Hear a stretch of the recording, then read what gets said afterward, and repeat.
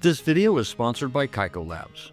To me, the open source scan converter, or the OSSC, has always had sort of a mystique around it. I mean, it's just some kind of super niche product that converts things like SCART, VGA, and component into HDMI, right? Well, I can conclusively say this. In my time testing the OSSC from 𝐃𝐈𝐒𝐿abs and the OSSC Add-On board, these two little boxes may be tiny, but they pack a big punch. So I'll share with you everything that I've learned about the OSSC and its OSSC Add-On board through my time of testing it across multiple game systems so that you can find out what it can do to level up your own retro gaming setup.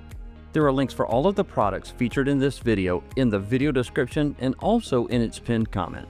First up, let's take a look at the OSSC itself. This is version 1.8 of the hardware, the most recent version available at the time of the recording. Inside the box is a printed copy of the user's guide. It's unusual these days and it's a really nice touch. You can also download a PDF version of the guide, and the OSSC comes with a 12-month warranty through 𝐃𝐈𝐒𝐿abs. Okay, here's the OSSC unit itself. Here are the main features on the outside of the OSSC. There's a microSD card slot at the bottom center for doing firmware updates. In addition, there's an LCD backlit display that works in tandem with the on-screen menus. On the top of this open source scan converter, there's a rocker switch to turn the power on and off. On the right side of the OSSC, there's a female VGA port. VGA was primarily used to connect computer monitors back in the day, but consoles like the Dreamcast can use VGA as well. On the back, you've got component video, which is red, green, and blue connections by RCA, and there's also a SCART connection which carries red, green, and blue and audio. On the left side, there's an HDMI output, along with a single input output on the left and an output on the right, both of which are 3.5mm, or the type of connection that you typically see on headphones. And on the bottom of the case, rubber feet to stop it from sliding around on your desk or entertainment center. Inside the box, there's a multi-function remote control. It takes two AAA batteries in the back. We'll take a look at the functions of the remote control in just a moment. In addition, there's a universal power supply included in the box. So it has these two connectors at the top of it so that you can add an adapter to the end of it that matches the types of outlets for your region. The OSSC works perfectly well out of the box, but since it's version 1.8 of the hardware, you can update the system firmware using a microSD card. Here's how that's done. All of the current and past firmwares for the OSSC models are linked for you in the video description. They're listed in chronological order so that the oldest one's at the top and newest one's at the bottom. At the time of this video, the most recent version is version 1.11. Make sure that you locate the .bin or binary file, and then click on it to download this file to your computer. A quick note here for Chrome users, if you see a message pop up at the top right corner, click on Key to confirm that you want to download this file to your computer.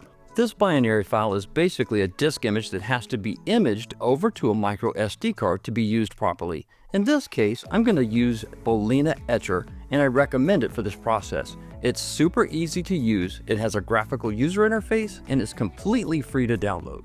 Click the green download button shown at the bottom of this window and it will scroll down to the download section on the same page. In this case, I'm using Windows, so I'm going to locate the download file here for Windows version 64-bit, and then click the download button here to grab the file and download it to the computer. I'll go ahead and close out the browser here so that we can get to the Windows desktop. You can use just about any capacity of microSD card formatted in either FAT32 or exFAT for this process to work. In this case, I just inserted an 8GB card that's formatted in exFAT. Make sure that you verify the drive letter assigned to your microSD card by Windows before you go into the next step. You see, it doesn't matter how the drive's formatted because we're about to overwrite everything on the drive with that binary file in just a moment. Navigate to the Downloads folder so that you can access Balena Etcher. So you'll find two files here, one of them's the binary file and the other is Balena Etcher. When you double-click on the executable, it's going to do two things. It'll automatically install Balena Etcher to your Windows computer, and it will launch it for the first time. It's a three-step process to get things done. The highlight in the first step should already be selected on Flash from File. Navigate to it with the mouse and click on it. You'll need to choose the location where that binary file is located. In this case, it's in the Downloads folder, so I'm going to navigate to Downloads here. In Downloads, you'll find the binary file. Click on it to select it, then come down to Open at the bottom right corner of the window and click on it to lock in this change. If you see this pop-up message about a missing partition table, don't sweat it. Just come down to Continue and click on it. Next up, you'll need to tell Balena Etcher where your microSD card is located on your computer. Come up to the button that says Select Target and click on it. Make note here, I'm using a Sony USB SD card adapter, and that's why it says Sony here. I actually have a SanDisk 256GB microSD card inserted in the reader. So make sure that whatever it is, whether it be the card reader name or the card itself, click on it and click Select One at the bottom right corner. To write the binary file image to your microSD card, click the button in column 3 that says Flash. You'll see a pop-up message appear asking you to confirm that you want to write over the microSD card in the slot. You do, so come down to Yes, I'm sure, and click on it. Then at the UAC prompt that appears in Windows, click on Yes to continue. This is a very small binary file. It should only take a couple of moments in real time to take care of both the flashing and the verification process. And see, just like that, it's all done. At this point, you're done with the Balena Etcher tool. You can go up to the X in the right corner of the window and click on it to close out the software. You can also go ahead and close out any open instances of File Explorer in Windows. To update the firmware on the OSSC, remove the microSD card from your computer and insert it into the microSD card slot on the bottom of the OSSC. Here's how you access the on-screen controls for the OSSC. On the remote, there's a menu button at the top left corner of the circle area where the OK button and the directional arrows live. So you can press that, then you have 4 directional buttons in OK to navigate the menus. To back out of the menu, there's an exit button on the bottom right corner of that same area. You won't see a whole lot on screen when you first turn on the OSSC. Press the menu button on the remote control, however, and you'll see the on-screen display appear in the top left corner. Take a look at the on-screen menu here. There's a yellow highlight that you can control using the directional arrows and OK on the remote control. So to update the firmware, just use the down arrow on the remote control to get down to the last listing at the bottom called Settings and select it with OK on the remote control. At the bottom of the Settings submenu, there's a listing there called FW Update. You can use the down arrow on the remote control to bring the yellow highlight all the way down to the listing for FW Update, then just press OK on the remote control to access the menu. You'll be asked to confirm if you want to install the firmware update. You can press 1 to start the process or 2 to go back. In this case, we absolutely want to update to the most recent version, so I'll select 1 on the remote control. You'll see the rest of the screen go dark and you'll see a Please Wait message in the top left corner. The process takes only a moment to complete. Once it's done, you'll see a message that says Please Restart, and you'll need to power cycle the OSSC so it can restart with the newly updated firmware. Out of the box, the OSSC was on version 1.09 of the official firmware, and now it's on version 1.11. Firmware updated successfully. Now that everything's unboxed and up to date, let's get some game systems hooked up and try out the OSSC. I'll start with the Atari Jaguar here because I'm going to use a Jaguar to SCART cable to hook up the Jaguar to the OSSC. The Jag has this edge connector on the back where you can just take this cable and plug it in here and then plug it into SCART on the OSSC. Okay, so on the one end, I'll plug in the Jaguar SCART cable into the Jaguar itself, and on the other end, SCART goes into the OSSC on the back of the unit. And of course, plug in the HDMI cable in the power supply and turn on the OSSC. When you first turn on the OSSC, you'll need to tell it which input you want to use in order to display a signal onto your display. So there's 3 buttons at the 1, 2, 3 level that do this. The first one is RGB SCART, the second one is for component, and the third one is for the VGA input. So here they are represented on screen. AV1 is SCART. It carries both video and audio across the same cable. AV2 is component. It carries video only. You'll need to hook up audio separately, which we'll take a look at in just a moment. And finally, AV3 is for VGA. It's a video only signal once again, and you'll need to hook up separate audio for things to work correctly. So for this example, I'll press 1 to access RGB SCART on the OSSC. Then I'm going to press the power button on the Atari Jaguar. And presto, here's the Atari Jaguar with the game drive loaded up and ready to go. Alright, let's test out a game. So many choices, so little time. We're going to take a deep dive into how the footage looks when it's upscaled and various things are applied to it. So I'm going to load Rayman. I like it because as soon as the game starts, Rayman can be left completely stationary and not attacked. Then we can slow the roll a little bit and evaluate the on-screen elements and how they're impacted by the OSSC settings. I've always thought the Atari Jaguar had this really epic loading screen. It even has that cool spinning cube in the middle that you can control using the controller.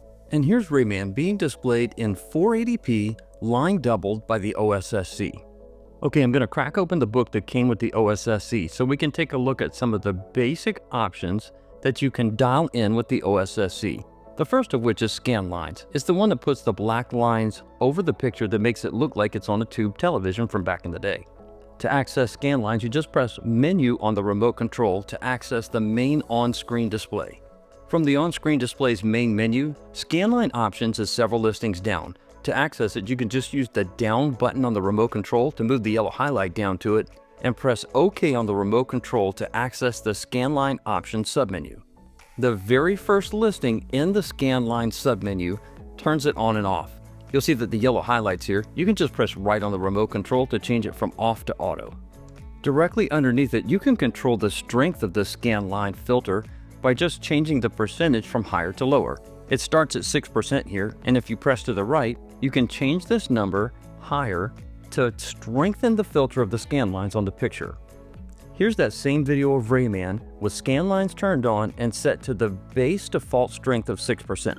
It's not particularly strong at this point, and it just gives you kind of a basic filter for scanlines to give it that kind of classic CRT television look. And here it is being dialed up. As you see here, as the percentage goes higher, the strength of the scanlines gets stronger on the picture, and it gives it more and more of that classic CRT filter on the video image. Okay, next up, let's take a look at what I think is the OSSC's bread and butter, its ability to increase the resolution of the footage across a variety of inputs. So here's how this menu works. It's a little bit confusing the first time you look at it, but we're going to demystify this so that you get a really clear sense of how to use the upscaler. The upscaling options are under the listing called Output Options. You'll need to have a sense of what the base video output resolution is for any system you hook up to the OSSC. In this case, it's 240p for the Atari Jaguar, but as you'll find out in just a moment, you'll need to know exactly which one of these works for each system in order to change its resolution. By default, the OSSC line doubles anything that it takes in. So the Atari Jaguar being 240p, it's already line doubled and deinterlaced the signal and is outputting it at 480p right out of the box. But this can absolutely be upscaled higher. If you take a look to the right of the listing that says 240p that's highlighted in yellow, it says line 2x. If you press the right directional button on the OSSC remote control, it changes the output setting from line 2x at 480p to line 3x at 720p. So everything is now being upscaled on screen. You can actually go as high as 6x on this. So let's push this forward just a little bit. This is starting at 3x, which is 720p. And here's Rayman at 5x being showed at 1080p. So we've upscaled all the way from 240p on the Atari Jaguar all the way up to 1080p. Things look really sharp here, and these retro pixels have never looked better on my display. Next up, let's hook up a system by component because it has its own unique considerations for the OSSC. This is what I think in my collection is the pièce de résistance, the JVC X'Eye. By the way, if you think that my French sounds bad, you're probably right. I took Spanish instead in high school and college. So the back of the JVC X'Eye, much like other Sega systems, has one of these DIN connectors. You can actually use this to get RGB video out over component and audio all across the same cable. You might remember during the unboxing having seen these two 3.5mm inputs right next to the HDMI output on the OSSC side. The one on the left is an input for audio for AV2 for component, and it can also be an output by toggling the switch. The one on the right is audio input for AV3. It then combines them into one single male 3.5mm pole that you can use to connect your audio from your console into the AV2 audio input on the OSSC right next to the HDMI port. Now it's just a matter of connecting the 3.5mm pole into AV2 next to the HDMI output on the OSSC and connecting the red, green, and blue component cables to the back of the unit. Press button 2 on the remote to select AV2 on the OSSC. Here's the JVC X'Eye boot up sequence. I'm running this in 720p using line 3x mode. This worked out well between the OSSC and the Elgato capture card. And this is perhaps my favorite Sega CD game of the era, Silpheed. If you've never played it before, it's a vertical shoot-'em-up game. And let me just tell you, this thing is a visual masterpiece with a rockin' soundtrack to go along with it. I'm an absolute junkie for outer space shoot-'em-ups from this era of gaming, and SILP delivers. The OSSC with its high-quality upscaler really pulls out the best of graphics and sound from consoles like the JVC X'Eye and its counterpart, the Sega CD. And when you take a game like this and upscale it all the way up to 1440p with the OSSC, it's absolute eye candy. But not to be outdone by its JVC counterpart is Sega's swan song console, the Sega Dreamcast. And this Dreamcast has two tricks up its sleeve. The first one is it has what's called a GD-ROM drive. It's an optical drive emulator that lets you load the games directly from micro SD cards. The Dreamcast also has the benefit of being able to output VGA quality video. This gives it higher resolution and higher quality than other types of video output the Dreamcast has to offer. I'm actually going to be using this 𝐃𝐈𝐒𝐂𝐂𝐋𝐎𝐒𝐒𝐑𝐄 branded Dreamcast to VGA output cable. I also have this one linked for you in the video description. What's really great about this cable is it has a Dreamcast input on one end, and then it has both the VGA output and left and right stereo audio all coming out of the same cable on the other end. So this means that just like with the component audio, you're going to need to have a separate adapter that lets you connect the male audio ends from your console to two female inputs on the adapter.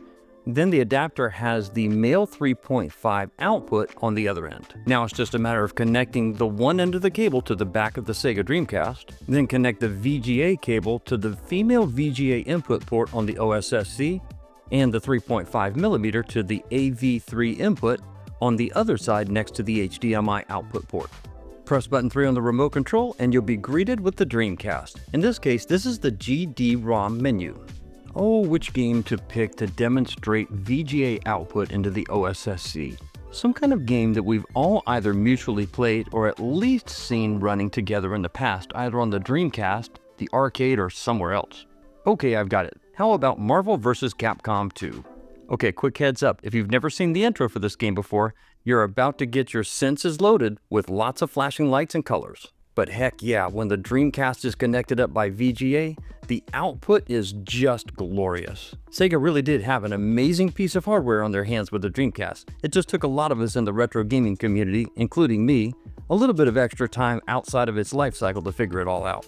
And here's some in-game footage of Marvel vs. Capcom 2. By the way, which side of this battle do you lean on? Do you tend to use the characters from Marvel or Capcom? Let me know down in the video description. Okay, I need to take a minute to point out something super important if you're going to use something outside of the 240p range with the OSSC. You see, when you connect the Dreamcast to the OSSC over VGA, you're actually exporting video at 640 by 480 resolution. So if you try to make scaling adjustments from the 240p menu, they're not going to work. This is why knowing your output resolution into the OSSC comes into play. In the case of the Atari Jaguar, if you look at the top listing here that says 240p, I was actually able to push it all the way up to 6x or 1440p. However, with the Dreamcast connected by VGA, I was only able to use either pass-through mode, line 2x, which it already does because it's already a 480p signal, or line 3x to push it up to 720p. Experimenting with the types of connections you use from the consoles you connect to the OSSC will kind of give you a guide for which types of outputs you can use and how high you can push them. But what about if you want to connect things to the OSSC and they involve connections like composite or S-video? That's where the OSSC add-on board inside this plain brown box comes into play. Inside the box, there's a warranty card and quick start guide so that you can download the manual for it online. Remember how I mentioned earlier that the OSSC had kind of this mystique about it? Like you could only connect component, SCART, and video to it? Well, this is the magic sauce that makes it possible to connect the rest of it. You're probably looking at the back of it, seeing component and SCART again and going, wait a minute, those are the same things on the OSSC. How is this any different? Well, those are outputs. See, this is the first of the video inputs, which has composite and right and left stereo. Then you have S-video right on the front of the unit.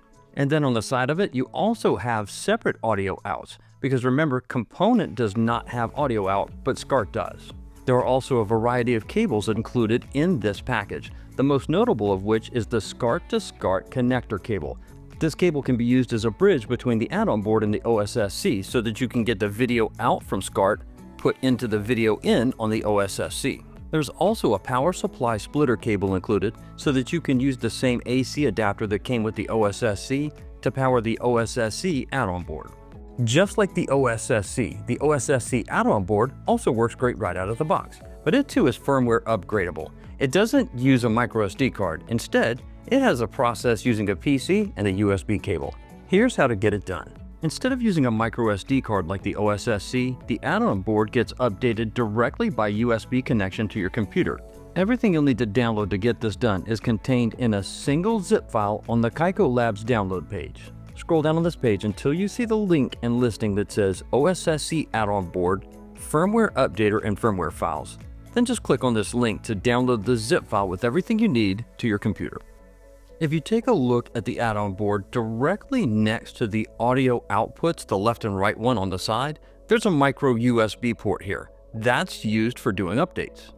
So you'll need to connect one end of the USB micro cable to the OSSC add-on board and the other end to your computer. Then connect the splitter to the power supply and one end of the power supply to the OSSC add-on board. But don't turn it on just yet, because before you turn on power, we'll need to set the unit into programming mode so it can accept the firmware update. You see there are two buttons on the front of the unit, and you'll need to press and hold the left button before you turn on power to the unit. To start the update process, open a new instance of File Explorer and then go to the Downloads folder. You'll find a single zip file here with everything that you need for the update process. Right-click on it and then select Extract All. Select Extract near the bottom right corner of the window, and once the extract process is complete, you no longer need the zip file. You can right-click on it and select Delete to send it to the recycle bin. With the file unzipped, go ahead and double-click into the newly created folder. You'll find the executable for the programmer for the add-on board here. Double-click on the file to launch it for the first time. If you see a message like this appear in Windows, come up to the top and click on More Info. Then at the bottom, you can click on Run Anyway to run the software. It's perfectly safe. Once you're at the main menu of the programmer, it'll tell you to hold the button and turn on the power. So press and hold that button on the left side and hit the power switch. You'll hear the USB connect sound and the device is now ready for programming. Next, you'll need to tell the programming app where the firmware file is located. In this case, you can just come up to the listing that says Browse here and just click on the Browse button to browse for the location where the file is located. In this case, the file's in the Downloads folder, so I'll select it from the left navigation pane. Then you can click on the file and then click Open at the bottom right corner to lock in this change.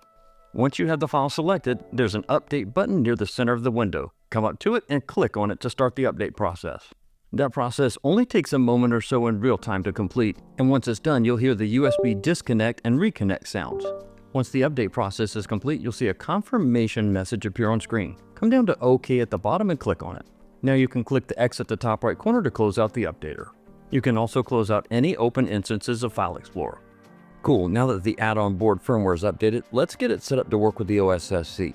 First step, let's connect the SCART cable to both the OSSC and the OSSC add-on to patch them together. Next step, you'll need to connect the splitter that allows you to connect the AC adapter to both the OSSC and the OSSC add-on board. Okay, for the first cracker out of the barrel, I'm going to connect this Geo CD system that also has an SD optical drive emulator included. Unlike that JVC X'Eye that has all of the audio and video kind of combined into a single DIN output, with the Geo CD, the S-video and the audio are actually broken out into their own individual connectors. So to that end, it's just a matter of connecting the S-video cable to the back of the Geo CD, along with a set of stereo audio cables, in this case red and white, to the red and white RCA ports on the back of the Geo CD. Then it's just a matter of connecting the S-video cable to the OSSC and the stereo audio cables to the left and right input on the OSSC add-on board. By the way, I have to take a moment to thank my friend Jesse over at Ivory Tower Collections. He completely rebuilt this Geo CD for me. It's been recapped, has a new battery, the optical drive's been recapped, and it has the SD loader. And I'm going to use that SD loader to load my favorite game on the Geo CD platform, Windjammers. Compared to the optical drive, that SD loader is no joke. It loads these games fast. If you've never played it, it's an absolute blast. It's like playing a game that's part air hockey, part volleyball, and part soccer. And once you connect the Geo CD to the OSSC and its add-on board, the video output and sound results are amazing. It's a 240p console, so it can be upscaled all the way to 1440p. So if you watched my last video on the channel, you know that I'm 52 years old. So if you're wondering to yourself, do you think the old man still got it when it comes to playing high-speed, frantic arcade games like Windjammers? I mean, can he really hang with the CPU when it comes to this kind of frantic, fast-paced action? Answer? Yes, I still can. Okay, let's get a composite signal hooked up to the add-on board and check out its on-screen display and smoothing functions. So here's the TurboGrafx 16 with what's called the Turbo Booster installed on the back of it. The TurboGrafx 16 natively only output an RF signal. This Turbo Booster board upgraded it to full composite video output along with right and left stereo output right on the back of the booster board. Hooking up a console like this is just about as easy as it gets. You just connect the red and white stereo cables along with the yellow RCA cable onto the back of the turbo booster. Then connect the other ends of those same three cables to the composite input and the stereo inputs on the add-on board. This TurboGrafx 16 has one of those really cool turbo EverDrives installed in the cartridge slot. It lets you load your TurboGrafx and CD-based games across multiple regions from a single micro SD card. Since I'm in the USA, I'll load some USA-based content here. One of my favorite all-time games on the TurboGrafx 16 platform and in the arcades is Galaga 88. In this case, in the US, it was released as Galaga 90. I'll scroll over to the right to skip page by page through the alphabetical listings until I find a listing for Galaga 90 here. Hey, there it is. I'll scroll down to it and select it with the controller to load the game from the SD card. And since these game files are pretty small, they load nearly instantly. If you've never played Galaga 88 or Galaga 90 before, it's a real gem. And if you've never played the game on the TurboGrafx, you're in for an extra special treat because the TurboGrafx is called TurboGrafx because it has a turbo controller. It has toggle switches right above the two buttons on the controller that allow you to set it to rapid fire. The TurboGrafx is a 240p console. Once you put it through the OSSC add-on board into the OSSC, it's automatically being line doubled to 480p and de-interlaced. The output is fantastic. And no matter what version of Galaga you're playing, there's still nothing quite like getting that perfect and hearing the victory tune that comes with it. And in Galaga 88 and 90, you even get fireworks. Remember how I mentioned earlier that the OSSC add-on board had these two buttons and this small display next to them? That's what you're looking at right here. So on the left side, you have the first button, which actually toggles an arrow next to each of the menu choices. And on the right side of that, you have the select button. So the button on the left moves the arrow around through the four choices in the menu on the right. Then the second button toggles the choices. So for example, if you look here, you'll see that there's an arrow pointing to S video. That is the input source that it's looking for. If you wanted to change the S video to composite, you would press the second button and it would toggle that listing from S video over to composite. Now the add-on board will look for a composite signal rather than an S video one. If you go back over to the first button on the left, when you press it, it moves the arrow from left to right and top to bottom across the menu choices. So for example, if you press it once, it goes over to 2x. By default, the add-on board is already doing line doubling. If you don't want it to do line doubling, if you press the second button here, it changes that setting from 2x to 1x. But in most cases, I think people would want line doubling out of the OSSC add-on board, so I'm just going to leave it here as 2x. Next up, press the button again, and it'll take you down to the Smooth Off button. So this is where smoothing is turned on for consoles connected over the OSSC add-on board. So for example, with the arrow selected on it, if you press the button on the right, it changes smoothing from off to on. So we'll take a look at that in just a second so you can see exactly what change is being made on the display for each of the games with smoothing turned on. One last thing here, we've made all of these changes, but if you don't tell it where to output the video, it's going to default to component or what's called YPBPR here. So since this is connected with a SCART patch cable across the OSSC and its add-on board, you'll need to change that. When you press the button on the left, it'll move the arrow one more time over to the output source, in this case, component or YPBPR. Press the button on the right and it'll change the output source from YPBPR or component over to SCART, which is the way that the two devices are connected with the included cable. Okay, take a look at Galaga 90 again. I have the version of the game that has invincibility mode turned on, just so we can look at some stationary objects on screen and see the difference between smoothing on and off. This is currently turned off. and this is with smoothing turned on. Note that elements on screen that previously had a pixelated look now have much more of a rounded or smooth look. There's really no right or wrong way to play any retro games or modern games with smoothing turned on or off. Just like with scanlines, this is an individual gamer's personal preference as to which one any individual gamer likes best. It's just great to know that you have choice from devices like the OSSC Add-On board for playing your games your way. It's been great having the OSSC and the OSSC Add-On from 𝐃𝐈𝐒𝐂𝐋𝐎𝐒𝐒𝐂𝐋𝐿abs as part of both my retro gaming and my video capture processes. Be sure to check out the OSSC and the Add-On board from 𝐃𝐈𝐒𝐂𝐿abs at the links in the video description. Your retro gaming systems are going to thank you for it.